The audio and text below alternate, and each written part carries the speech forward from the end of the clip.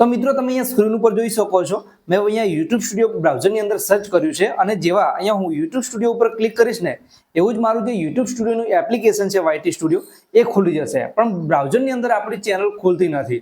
તો જો તમારી સાથે પણ આવું થાય છે ને તો આજના વિડીયોની અંદર હું તમને એક સેટિંગ જણાવીશ। એ સેટિંગ જો તમે કરી નાખશો ને તો પછી તમે જેવા બ્રાઉઝરની અંદર YouTube સ્ટુડિયો ખોલશો તો બ્રાઉઝરની અંદર જ ખુલશે।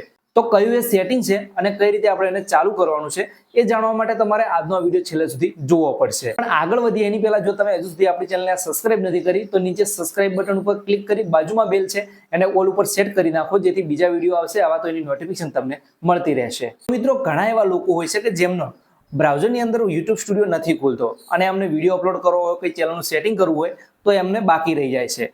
તો તમારે ગભરાવાની જરૂર નથી। આજના વિડીયોની અંદર હું તમને એક સેટિંગ જણાવું છું। એ સેટિંગ તમારા મોબાઈલની અંદર તમે ચાલુ કરી દો, પછી તમે બ્રાઉઝરની અંદર YouTube સ્ટુડિયો લખશો ને તો બ્રાઉઝરની અંદર જ ખુલશે। તો મિત્રો જેવી રીતે તમે સ્ક્રીન ઉપર જોઈ શકો છો મોબાઈલ સ્ક્રીન દેખાય છે ને, તો એમાં જે પણ હું તમને જણાવું એ રીતે તમારા મોબાઈલની અંદર તમારે સેટિંગ કરી દેવાનું છે।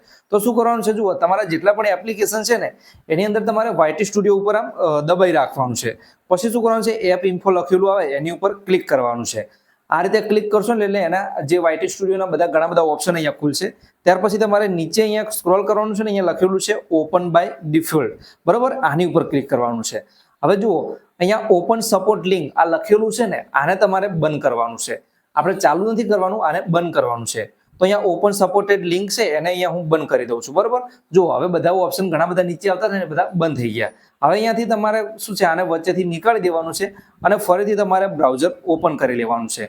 હવે આપણે અહીંયા જેવું સર્ચ કરશું ને એવું આપણું જે YouTube સ્ટુડિયો છે બ્રાઉઝરની અંદર ખુલી જશે। તો હવે આપણે સર્ચ કરીને જોઈએ કે ખુલે છે કે નહીં। તો જુઓ મેં અહીંયા YouTube સ્ટુડિયો સર્ચ કરી લીધું। સર્ચ કર્યા પછી ફરીથી અહીંયા YouTube સ્ટુડિયો ઉપર આપણે ક્લિક કરશું। જુઓ મેં અહીંયા ક્લિક કરી દીધું અને હવે તમે જોઈ શકો છો આપણને હવે પૂછશે કે તમારે એપ્લિકેશનની અંદર જવું છે કે કન્ટિન્યુ ટુ સ્ટુડિયો। તો નીચે બ્રાઉઝરની અંદર તમારે ચાલુ રાખવા માટે કન્ટિન્યુ ટુ સ્ટુડિયો લખેલું છે, તમે અહીંયા જોઈ શકો છો, આની ઉપર ક્લિક કરવાનું છે। જો ગેટ ધ એપ કરશો ને તો તમે જે આપણું એપ્લિકેશન હતું ને એ ખુલી જશે। તો અહીંયા હું કન્ટિન્યુ ટુ સ્ટુડિયો ઉપર ક્લિક કરું છું। તો હવે તમે જોઈ શકો છો બ્રાઉઝરની અંદર આપણું જે ચેનલ ખુલી ગઈ છે।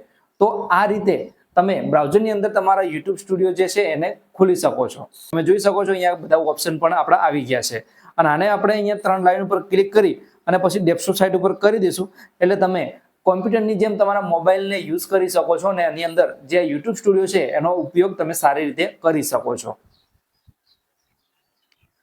તો અહીંયા તમે સ્ક્રીન ઉપર જોઈ શકો છો આ રીતે બધા ઓપ્શન છે ને તમને મળી જશે। અહીંયાથી તમે વિડીયો પણ અપલોડ કરી શકો છો, તમે ઘણા બધા ચેનલના સેટિંગ છે એ પણ અહીંયાથી કરી શકો છો। તો મિત્રો આશા રાખું છું કે હવે તમને આજનો આ વિડીયો છે ને ખૂબ જ પસંદ આવ્યો છે। જો વિડીયો પસંદ આવ્યો હોય અને તમારા પ્રોબ્લેમનું પણ તમને સોલ્યુશન મળી ગયું હોય તો વિડીયોને લાઈક કરી દો અને આપણી ચેનલને ખાસ સબસ્ક્રાઇબ કરી દો। ગુજરાતી ભાષામાં અહીંયા તમને દરેક વિડીયો યુટ્યુબને લગતા જોવા મળી જશે। તો વિડીયો ગમ્યો હોય તો લાઈક કરો, ચેનલને સબસ્ક્રાઇબ ના કર્યો ચેનલને સબસ્ક્રાઇબ કરી દો। મળીશું જલ્દીથી નવા વિડીયો સાથે।